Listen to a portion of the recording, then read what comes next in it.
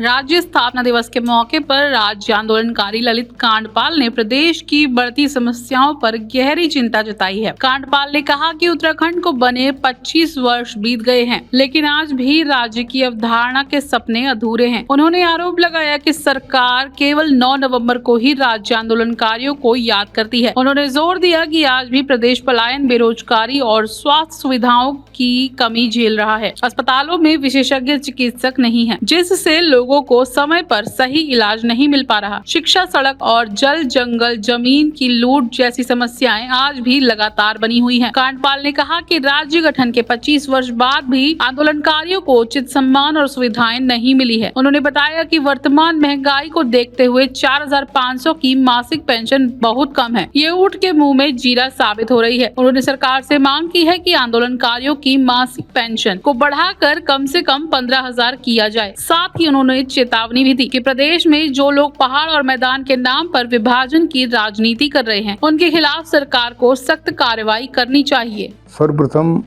समस्त उत्तराखंड के लोगों को राज्य की 25वीं जयंती पर हार्दिक शुभकामनाएं, बधाई। आज राज्य तरक्की के क्षेत्र में है, चाहे गति धीमी है, लेकिन प्रथम हमें ऐसे मुख्यमंत्री मिले, विकास पुरुष पंडित श्री नारायण दत्त तिवारी। उन्होंने जो नींव रखी, काफ़ी मजबूत नींव रखी। उसके बाद भी जो भी मुख्यमंत्री बने, चाहे मुख्यमंत्री बहुत बदलते रहे, लेकिन उन्होंने थोड़ा थोड़ा काम किया। आज जो हमें एक नौजवान मुख्यमंत्री मिले हैं, धामी जी, पुष्कर धामी जी, इनका कार्यकाल भी अच्छा है, ये भी अच्छा काम कर रहे हैं। यहाँ पर जो विकास की उनने सोच रखी है, कार्य हो रहे हैं, तो इसमें तारीफ करनी पड़ेगी। अपने स्तर से कर रहे हैं, लेकिन यहाँ की भौगोलिक परिस्थितियाँ कुछ विषम है पहाड़ की, तो वहाँ पर ज़्यादा पैसा चाहिए ना। इतना पैसा लाने के लिए दिल्ली दरबार में कौन मुद्दा उठाएगा। आज हमारे 5 सांसद हैं, तुम सदन में उठाओ तो सही मुद्दों को। तुम घबरा किससे रहो? तुम राष्ट्रीय पार्टी के सांसद हो, मानते हैं राष्ट्रीय पार्टी की कुछ जिम्मेदारियाँ होती हैं, लेकिन तुम क्षेत्र उत्तराखंड को क्यों भूल लो? तुम उत्तराखंड के सांसद हो, सदन में कहो कि पहाड़ी क्षेत्र को 5वीं अनुसूची में रखो। ये तो हो ही सकता है ना। अगर पहाड़ी क्षेत्र को, पूरे उत्तराखंड को पहाड़ी क्षेत्र जितना आता है उसे 5वीं अनुसूची में रखोगे तो अपने आप जो डेमोग्राफी एकदम पहाड़ की बदल रही है वो खत्म हो जाएगी। जो विकास रुक रहा है, जो लोगों को पलायन हो रहा है, ये सब रुक जाएगा। जैसे चंपावत वो है, चक्राता में पलायन कम है, क्यों है? वो 5वीं अनुसूची में है वो क्षेत्र।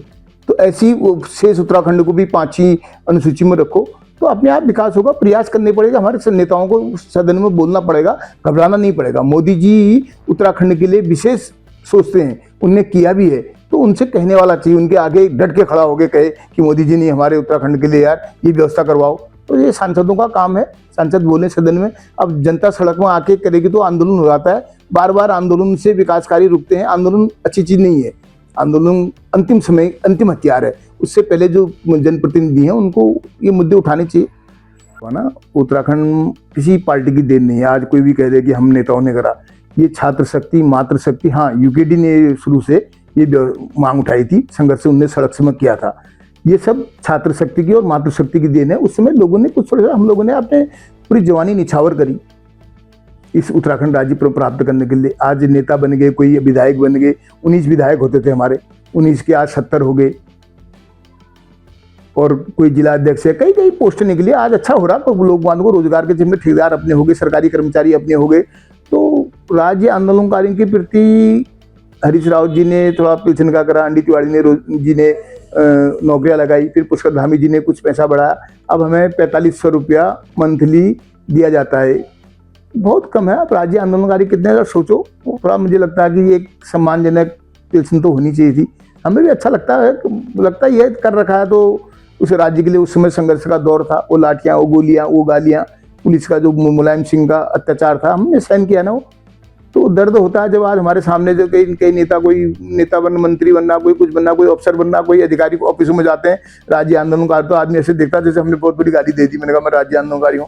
कई तो लोग ऐसे कहने लग जाते, क्योंकि अरे ऐसे बहुत लोग फर्जी बन गए होंगे। जाँच होनी चाहिए थी उनकी, कैसे एलआई की रिपोर्ट से बन गए, कैसे इनकी रिपोर्ट लगी। जिन लोगों ने कर रखा है उनके साक्ष्य हैं यार। उस समय उधम सिंह नगर में जो आंदोलन चलाते थे, हम तो 2-2 मोर्चे में, मैं तो 2-2 मोर्चे पर लड़ा। उधम सिंह नगर में उधम सिंह रक्षा समिति बन गई थी, उनके खिलाफ भी लड़ा और राज्य के खिलाफ भी लड़ा। जनता से भी मार खानी पड़ती थी, पुलिस से भी मार खानी पड़ती थी।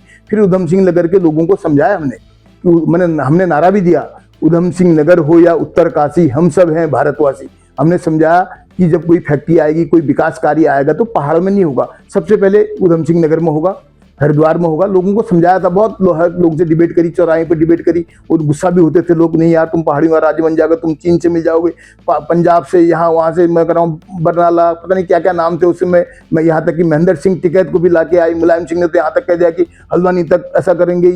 तो ऐसा माहौल बना दिया था जैसे हमने राज्य नहीं मांग रहे हो, जैसे देश की मांग कर रहे हो उत्तराखंड के लोग। तो उस समय ऐसी परिस्थितियों में हमने राज्य आंदोलन किया, लोगों को समझाया, लोग समझे। आज फायदा तो हो रहा है उधम सिंह नगर के लोगों को, जिनकी जमीन उस समय 1 लाख रुपए एकड़ बिकती थी, उसके राज्य बनने के तुरंत बाद 1-1 करोड़ रुपए में गई। आज संपन्न है, हमें गर्व है, अच्छा लगता है कि उधम सिंह नगर के लोग, आज बहेड़ी के लोग कह रहे हैं वो काम भी मिल जाते, इधर रामपुर, बदायूं, मुरादाबाद के लोग कह रहे हैं उत्तराखंड के साथ जुड़ना था हमने को भी, वहाँ तो हो रहा है विकास। तो मेरे हिसाब से मैं क्या कहूँ, मैं जो राज्य आंदोलन ने संघर्ष किया है तो थोड़ा सी सरकार को सोचना चाहिए। अब उनकी परिस्थिति है, बजट है, क्या व्यवस्था है, लेकिन मन तो करता ही है कि हमें, कई लोग तो आज राज्य आंदोलनकारी इसी पेंशन पर जीवित हैं, उनकी स्थिति ऐसी होगी। हम तो चलो ठेकेदारी कर लेते हैं, कुछ काम कर लेते हैं, लेकिन थोड़ा एक सम्मानजनक 10-11 हज़ार रुपये मिले तो अच्छा सा लगता है महीने में। हाँ यार, मैसेज आता है, पैसा आ गया, तो एक याद से आ जाता है। पलायन बहुत बड़ा मुद्दा है। पलायन क्यों हो रहा है? अभी सुरेश गड़िया हैं कपकोट के विधायक, उनने सदन में बड़ी अच्छी बात करी, भैया मुझे हल्द्वानी में, माना मैं हल्द्वानी में जई हूँ, मुझे 1 लाख रुपए मिले, मुझे तुम कपकोट भेज दोगे, वहाँ भी 1 ही लाख रुपए में क्यों जाना चाहूँगा? मैं जुगाड़ लगाऊंगा देहरादून जाले सचिवालय में कि मेरा हल्द्वानी या रामनगर कहीं मैदानी क्षेत्र में हो। तो जब तुम किसी कर्मचारी का ट्रांसफर करो, उसको हिल अलाउंस दो ना, हिल अलाउंस दो, उसको 25-30 हज़ार रुपये फालतू मिल रहा है, वहाँ सुख सुविधा मिल रही है। पहाड़ में जो लोग रह रहे हैं, वहाँ निवास कर रहे हैं, उनका प्राइवेट स्टार हेल्थ है, इनसे उनका इंश्योरेंस कराओ, हेल्थ इंश्योरेंस कम से कम 5 लाख के आसपास का, महीने में उन्हें कुछ आर्थिक सहायता दो। पहाड़ में एक भिटौली परंपरा चला दो महिलाओं के लिए। कुछ जब हमें फायदा होगा वहाँ, तभी तो हम रहेंगे। पहाड़ में आपके पहले आप पोस्टें निकालते थे कि जिलों के हिसाब से, आप पूरे उत्तराखंड में तो हल्द्वानी में पढ़ रहा बच्चा, देहरादून में पढ़ रहा, ऋषिकेश में पढ़ रहा, उधम सिंह नगर हरिद्वार में पढ़ाई कर रहा, तो वो कुछ तैयारी करेगा, उसको सर सुविधा उपलब्ध है। जो पहाड़ में पड़ेगा, कष्टमय जीवन है, तो उनके लिए कुछ आरक्षण, कुछ उनके लिए सुविधाएं, बागेश्वरी की अलग सीट, चंपावत की अलग सीट, ऐसे सीटों में बांटो जिलों को ना। तो लोग जब पहाड़ का बच्चा, और उनको देखो कि इंटर हाई स्कूल क्या पहाड़ से कर रखा है, उन्हीं को उन परीक्षाओं में बैठने दो, उन्हें प्राथमिकता दोगे तो पहाड़ में लोग रहेगा। पहाड़ में जाने का कि मुझे यार 5वीं अनुसूची में रखा है, इससे ये फायदा है, हमें ये आरक्षण मिल रहा, यहाँ हमें ये फायदे हो रहे हैं। कुछ फायदे दोगे तभी वहाँ पर आदमी रुकेगा, नहीं तो आदमी थोड़ा सा पैसा कमा रहा तो तराई की तरफ आ रहा है, यहाँ तराई की तरफ आ रहा है। यहाँ भी तो डेमोग्राफी चेंज हो रही है, पहाड़ खत्म हो जाएंगे, चीन बगल में गाँव के गाँव बसा रहा, और हमारा उत्तराखंड के गाँव खाली हो रहे हैं। क्यों हो रहे हैं? तो सरकार को इसमें विशेष विचार करना चाहिए, विशेष पैकेज देना चाहिए। सदन में, दिल्ली सदन में ये बात उठानी चाहिए ना कि पहाड़ के पलायन हो रहा तो ये हमारे बॉर्डर खाली हो रहे हैं, तो सदन में जब बोलेंगे तभी तो कोई सुनेगा। रोजगार एक बहुत बड़ा मुद्दा है उत्तराखंड के अंदर, पहले से ही, आज से नहीं, उत्तराखंड बनने से पहले भी गाँव में लड़के नहीं रहते थे। 18-19 साल इंटर करा, फिर हम दिल्ली, गुजरात, बम्बई, इधर उधर जो फौज में भर्ती हो गए, नहीं तो फिर होटलों में जो भी करा हमने, बाहर की करा। उत्तराखंड में रोजगार कैसे लाओगे? उसके लिए आपको सबसे पहले ढांचा बनाना पड़ेगा। किस क्षेत्र में आप उनको रोजगार यहाँ के लड़कों को रोजगार दोगे?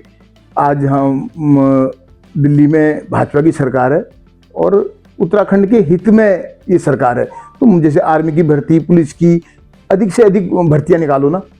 और आपके सरकारी पोस्टें हैं, क्यों नहीं पहाड़ वालों को प्राथमिकता दे रहे हो उनमें? तो बागेश्वर जिले की अलग करो, चंपावत की अलग करो, अल्मोड़ा की अलग करो, नैनीताल की, रुद्रप्रयाग, कर्णप्रयाग, ये सब जो भी है, पहाड़ के लोगों को अधिक से अधिक प्राथमिकता दो, तो पहाड़ का आदमी वहाँ रुकेगा। उनसे को भैया जिन्हें हाई स्कूल इंटर पहाड़ से कर रखा है वही इस परीक्षा में बैठेगा।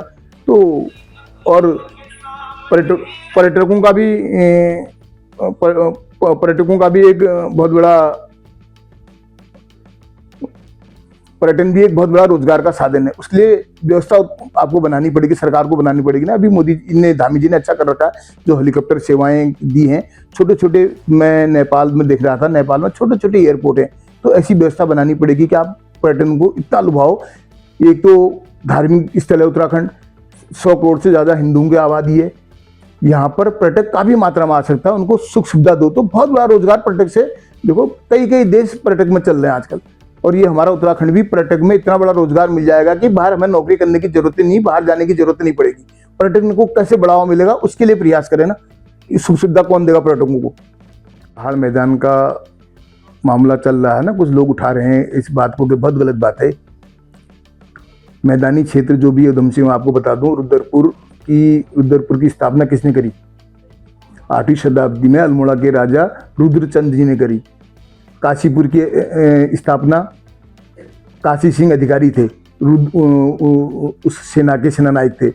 जसपुर की स्थापना जसवंत सिंह अधिकारी थे। ये शहर इनने बसाए हैं। ये उत्तराखंड की शीतकालीन राजधानी हुआ करती थी, चाहे सितारगंज। और ऐसे आप ऐसी बातें कर दे रहे हैं कि पहाड़ मैदानी, ये कोई मुद्दा है? अरे उत्तराखंड में रहने वाला प्रत्येक नागरिक उत्तराखंडी है, हिंदू, मुस्लिम, सिख, ईसाई। हाँ, उत्तराखंड के लिए आप कर सो मूल निवास प्रमाण पत्र जो आप जारी करते थे उससे एक कटआउट डेट निकाल लो, कब निकालना चाहिए। हमारी तो मांग है 1950 से पहले जो उत्तराखंड में निवास कर रहे थे उनको मूल निवास प्रमाण पत्र जारी होना चाहिए। बाकी आपने स्थायी निवास प्रमाण पत्र 15 साल का कर रखा है, इसमें भी हमें आपत्ति नहीं। लेकिन ये जो इस प्रकार से मैदानी पहाड़ी करके लोगों को बांट रहे हैं, अलगाववाद पैदा कर रहे हैं, इनके ऊपर सख्त कार्रवाई होनी चाहिए। पूरा उत्तराखंड एक है और यहाँ का हिंदू, मुस्लिम, सिख, ईसाई भाई भाई हैं। लेकिन जो डेमोग्राफी एकदम से चेंज हो रही है, आखिर इतने लोग उत्तराखंड में कहाँ से आ गए? राज्य बनने के बाद क्यों आए? क्या उद्देश्य है? इस पर भी चर्चा होनी चाहिए, इसकी भी देखरेख होनी चाहिए। 1950 मूल निवास की एक कटआउट डेट निर्धारित करनी चाहिए, उसके बाद के लोगों को स्थायी दी। मूल निवास केवल 1950 से पहले जो यहाँ पर निवास कर रहे हैं उनको मिले, इस पर किसी को आपत्ति भी नहीं होनी चाहिए।